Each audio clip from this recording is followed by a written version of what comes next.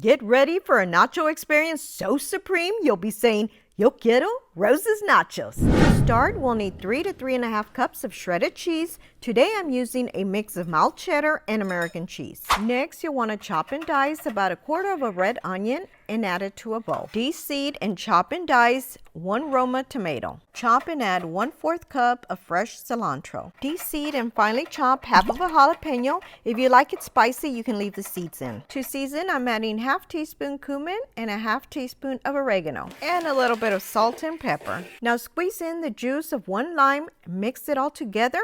This is our flavorful pico de gallo. We'll set it aside for now. Moving on, I have almost 2 pounds of ground beef. I'm using a handy meat chopper to break down the beef. It makes the job so much easier. Once brown, add 1/4 of a yellow onion and mix. Now add 2 cloves of minced garlic. We'll season with salt and pepper to your taste. Now we'll add 1 packet of McCormick Original Taco Seasoning. Mix it well and add 1 cup of water. You really don't need much water for this. Let's give it a mix. Once it starts to simmer, we'll turn our heat to low, cover, and cook for 10 minutes. 10 minutes later, our beef is done. Let's set this aside and continue to work on our next step. We're going to be making some refried beans. Unless you don't like them, then you can eliminate them. I'm using Rosarita brand, but you can use any brand you like. I'm also adding a little bit of olive oil. Then you want to mash them up, add a little bit of salt, heat them up for a bit, and they're done. We'll move on to our homemade tortilla chips. I'm using white corn tortillas today, but yellow will work just as well. You want to cut them into fourths. I usually cut about 10 tortillas at a time. I'm cutting about 25 tortillas total, which will feed approximately 4 to 5 people. Cut them in half, then half again. To a pot, add vegetable oil, corn oil, or peanut oil. You'll need just enough to submerge your tortillas in. Make sure that your temperature reaches at least 350 degrees Fahrenheit or 204 degrees Celsius so they're nice and crispy. Once ready, you want to carefully add your tortilla triangles and fry them. Usually takes about 1.5 to 2 minutes or until they are slightly golden brown. Just be careful that you don't get them too dark because they will continue to cook a bit even after you take them out of the oil. Push them down a little bit. I like to sometimes even flip them over if you can. We just want to make sure both sides are fried. Of course, if you prefer, you can use store-bought. But I promise you, once you make homemade tortilla chips, you're gonna love them. They're a game changer in my opinion. Once done, I like to set mine on a sheet rack. If you don't have a sheet rack, you can just place them on paper towels. Once you're done frying all of them, you wanna make sure to season them with salt while they're still warm. Now I'm gonna show you how to master the nacho cheese sauce.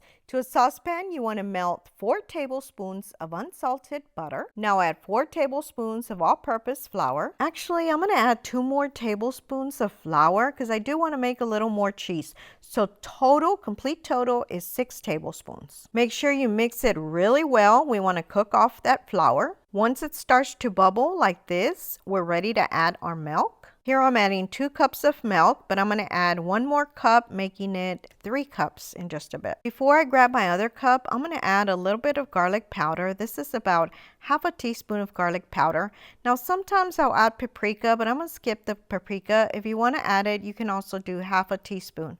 And I'm adding a little bit of salt and pepper. At first, it's going to be a little liquidy, but give it some time. As it heats up, it's going to thicken up. All right, I'm adding my 3rd cup of milk. So again, total, it was 3 cups of milk. We're going to mix it and let it thicken up. As you can see, it's already thickening up.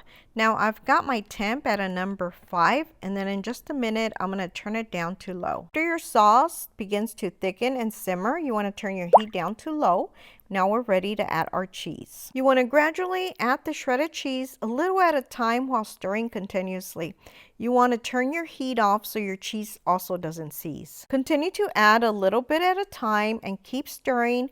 Go ahead and remove your pot from the heat just so that it's not too hot. Again, we want to make sure our cheese does not seize.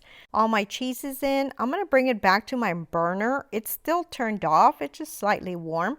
And we're going to continue to mix while it melts. And as you can see, this is starting to melt quite nicely. And let me show you what it looks like. Nice and cheesy. let's go ahead and set this aside so we can start assembling our nachos. We'll begin by placing a few homemade tortilla chips on a plate. Today I'm making everybody build their own nachos. Now let's drizzle a little bit of our beans on top. I'm not going to add a lot to this bottom layer because I am going to build them up, but feel free to add as much as you want. Now let's go in with our beef mixture. I had some shredded cheese left over, so I'm going to go ahead and add a little bit of this on my bottom layer. Then I added another layer of chips, beans, and beef. Now it's time to add our delicious cheese sauce. So good. We're not done yet. For our toppings, we're going to add our pico de gallo. I'm also adding some sliced black olives. Now, this is optional. If you don't like black olives, you can eliminate them. I'm also adding pickled jalapenos for an extra kick of flavor. Now, these are really not that spicy, guys. But if you don't like jalapenos at all, you can eliminate them.